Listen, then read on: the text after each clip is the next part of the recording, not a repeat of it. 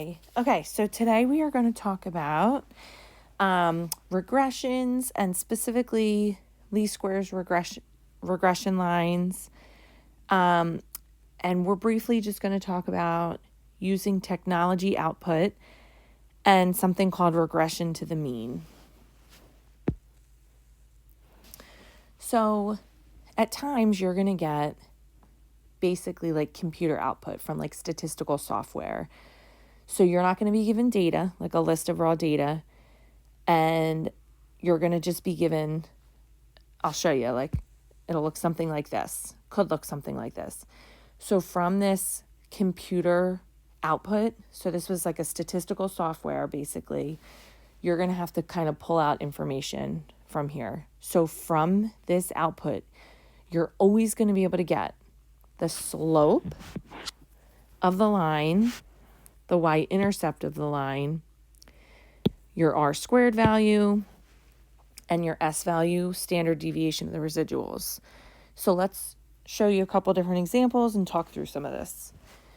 So you're always going to see something listed like constant. And then the second thing you're always going to see is whatever the x variable is. So this, it's always going to be constant, and then the x variable. So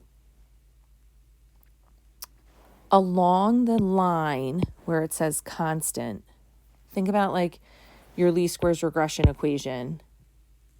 And this isn't the symbols that we use in AP statistics, but just think back to like your Algebra 1 days, y equals mx plus b, right? This is your slope. This is your y-intercept. Your constant is your y-intercept, right? So you can kind of see going across here, wherever it says coefficient, COEF, that is your y-intercept. And then wherever it lists your x variable, that is your, that is your slope. So if you wanted to write the equation of the least squares regression line, y hat equals 38257 minus 0.16292x, right? Now, you're also going to see SE coef. That means the standard error of the coefficient. You're going to see T and you're going to see P in all these computer outputs. For right now, you are just totally ignoring this stuff. Later on in the year, we're going to use that stuff, but right now we're just totally ignoring it. We don't care about it. The other thing you're going to see on here is S. S is always the standard deviation of the residuals down here. And then you're going to see r squared. That's r squared. You'll also see r squared. You'll also see r squared adjusted. Don't ever worry about that. We're never going to talk about that in AP statistics. The one thing I do want to point out, and we've talked about this in class, but so this computer output is going to give you r squared. Most of the time it won't give you r. How do I find r? Well, I take the square root of r squared. So grab out your calculator, and I'm going to take the square root of 0.664, and I get 0.815. But is that my r value? Because r squared is always going to be positive. R could be positive, it could be negative. How do I figure out if it's positive or negative? I want to know if there's a positive or negative relationship. How do I know that? The slope always tells me that. So my r value is going to actually be negative here. Okay. So you might also see output that looks like this. Very similarly. So intercept, that's the y-intercept. Again, your x variable, that's your slope. Wherever your x variable is listed, it always gives you your slope. We're totally ignoring this stuff. It looks a little bit different, but it's really the same thing. Standard error, T, that's your P value that we referred to before. We're going to use this stuff eventually, but for right now, we're not. R squared is up here. Remember, r squared adjusted. We're ignoring that. Root mean square error, this right here, this root mean square error. That's another name for the standard deviation of the residuals. Here's one way you could remember this. Standard deviation of the residuals, that formula is about residuals, and residuals like error. And remember, it was like residuals squared, add them all up, divided by n minus 2. So root mean, like average, square of the squared errors. So kind of like a fancier name, I guess, for the standard deviation of the residuals. The other thing that might be useful, the number of observations or the number of points, 16 points here. All right, so that's that. You should be able to pull information off of this computer output. The other thing that you should be able to do is, if I give you some summary statistics, you should be able to write me an equation of the line. So here's what I mean by that. If I just tell you that, remember you have two variables. So if I tell you something like x bar equals 10, the standard deviation of all the x's is, let's say, 2. And let's say the y bar equals 12, and the standard deviation of the y's is like 1.7, okay? And then let's say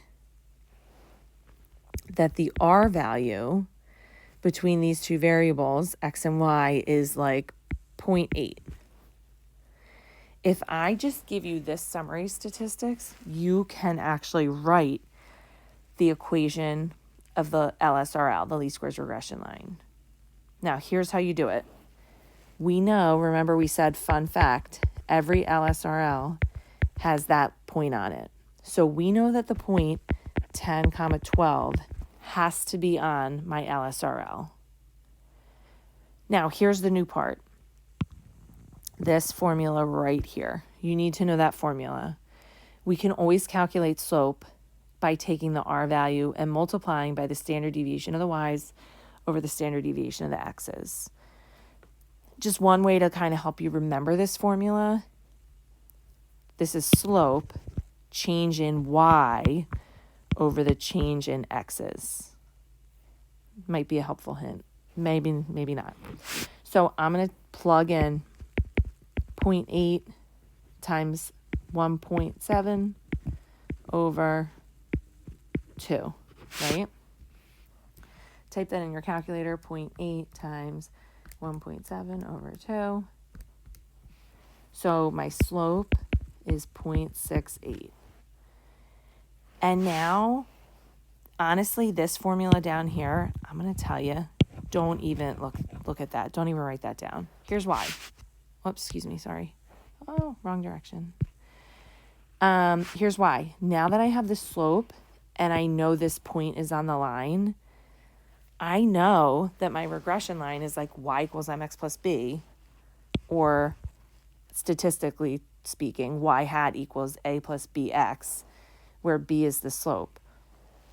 This is an x, this is a y. Plug in.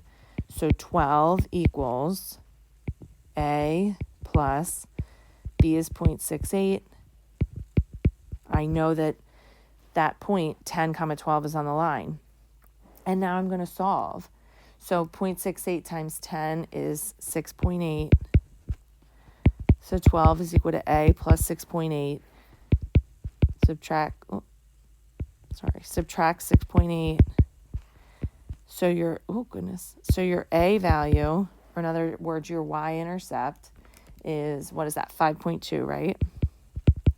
So now I have my equation. Y hat is equal to 5.2 plus 0.68x. So that gives you the LSRL. Now, this equation that I told you not to look at, this one down here, for the y-intercept, you're going to see that it's just this equation solved for a. So if you want to write this equation down, go ahead, write it down.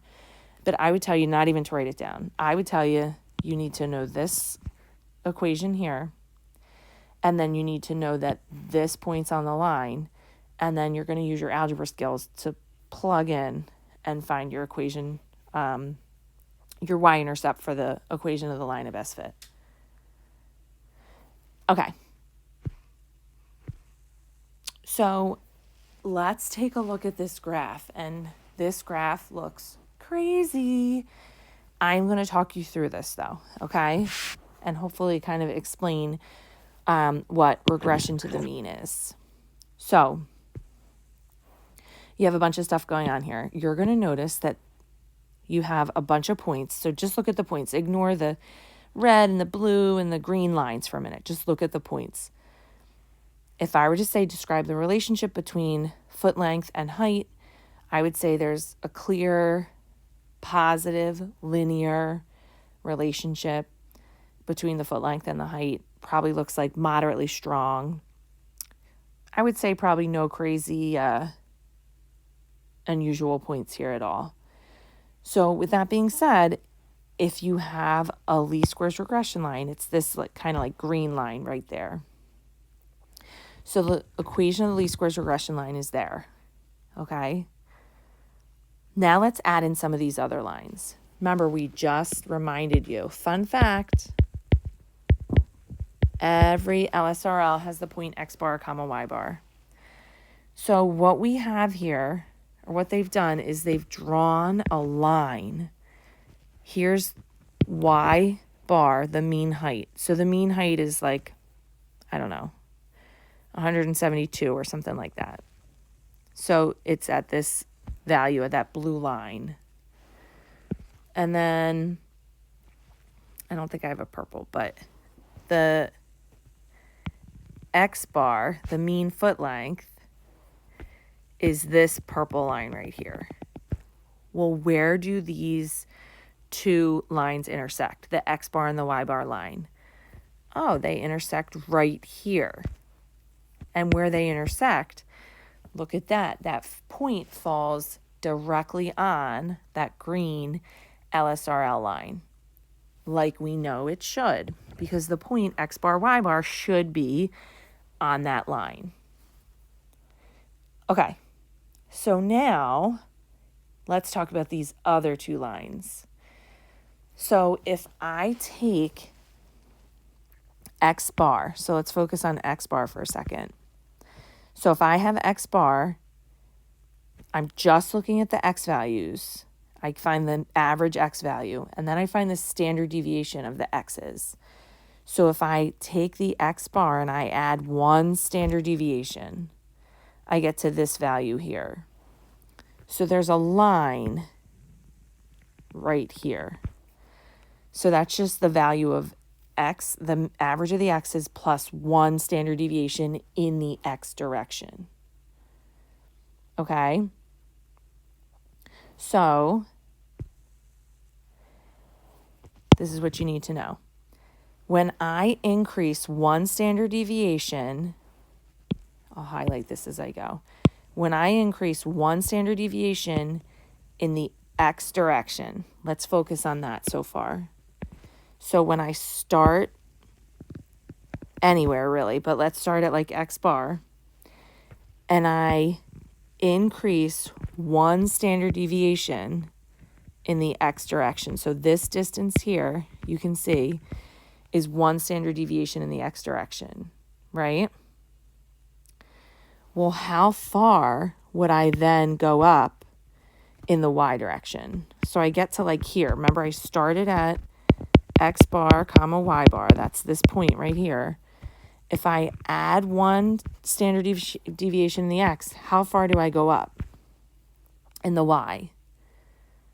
Well, let's look at this red line here. This red line is y bar plus one standard deviation in the y direction. So that distance up is not one standard deviation in the y direction, but I'll tell you what it is. where am I? The least squares regression line predicts an increase of R standard deviations in the response variable Y. So in other words, whatever your R value is, let's say my R value is something like 0.8. I would take 0.8 and multiply 0.8 and multiply whatever the standard deviation of the y is. So whatever this distance between the mean of the y's and the standard deviation of the y's, whatever that distance is, I take 80% of it, and I would get to this next point on the line, on the regression line. So again, this blue distance here, right? This blue that I'm highlighting again here, for an increase in 1 standard deviation in the value of the explanatory variable. So I went up 1 standard deviation here. This distance up to this red point here is a part of 1 standard deviation in the y direction. Well, what part? It's R. It's like that percent. So we call this regression to the mean because essentially the values of y regress to their mean, to their y bar value. So there you go. That is regression to the mean. Thank you for watching.